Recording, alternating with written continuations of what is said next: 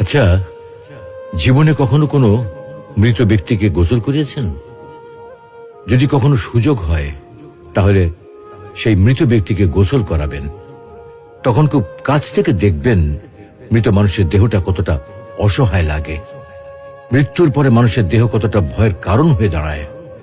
সুযোগ পেলে রাতে লাশটা পাহারা দেবেন, তখন বুঝতে পারবেন প্রিয় মানুষটার লাশ রাতের বেলায় আপনার কাছে কতটা অদ্ভুত লাগে, কতটা ভয়ের কারণ হয়ে ওঠে, কতটা আতঙ্কের কারণ হয়ে যায়।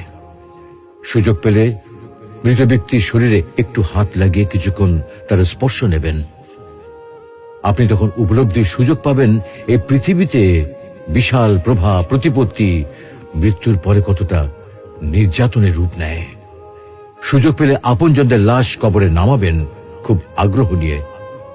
শেষবারের মতো মৃতদেহের মুখটি একবার দেখার চেষ্টা করবেন এবং বারবার উপলব্ধি করার চেষ্টা করবেন এই মৃতদের সাথে অনন্তকালের যাত্রার পথে এটাই আপনার জীবনের শেষ দেখা।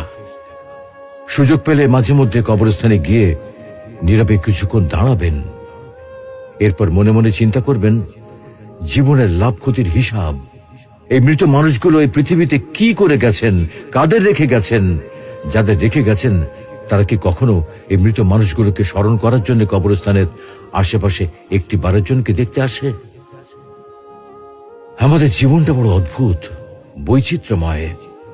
আমরা এর জন্যে, ওর জন্যে, ধন সম্পদের জন্যে, ঐশ্বর্যের জন্যে, বাড়ি গাড়ি টাকা পয়সার জন্যে কত না মায়া দেখাই, আগ্রহ দেখাই, আরো চাই আরো চাই আমাদের।